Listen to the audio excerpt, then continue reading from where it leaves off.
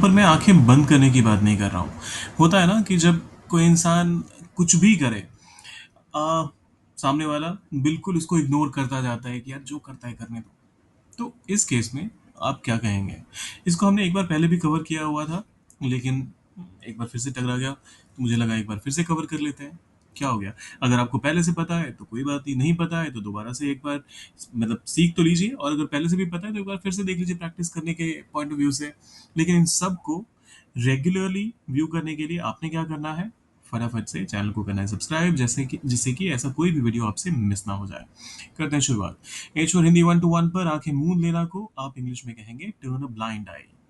Turn a blind eye मतलब ignore करना, बिल्कुल ही ऐसे नजरअंदाज करना कि ये चीज हुई ही नहीं।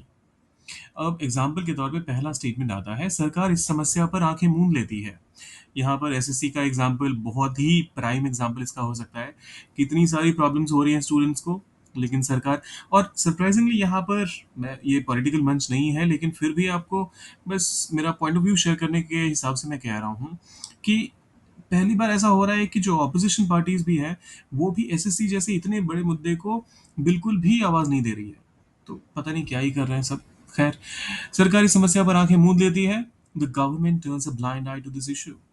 The government turns a blind eye to this issue.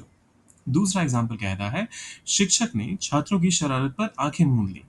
The teacher turn a blind eye to the students mischief. The teacher turn a blind eye to the students मिसचिफ।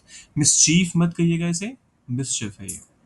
फिर तीसरा एग्जाम्पल आता है, वह हर गलती पर आंखें मूंद लेता है। He turns a blind eye to every mistake.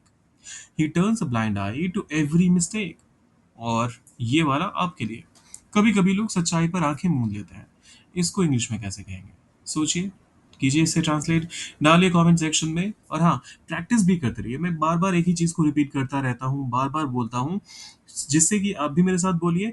और अगली बार जब आपको वही चीज इंग्लिश में किसी को के साथ कम्युनिकेट करनी हो तो आप आराम से बोल पाएंगे। तो मेरे साथ साथ आप भी रिपीट जरूर किया कीजिए। जाने से पहले सब्सक्राइब, लाइक और शेयर कर दीजिएगा, क्योंकि एच फॉर हिंदी 1 to 1 आपकी इस हिंदी से इंग्लिश लर्निंग जर्नी का पार्टनर है। तो इस पार्टनरशिप को कॉन्क्रीट बनाना, सॉलिड बनाना हम दोनों की जिम्मेदारी है। मिलते हैं जल्दी।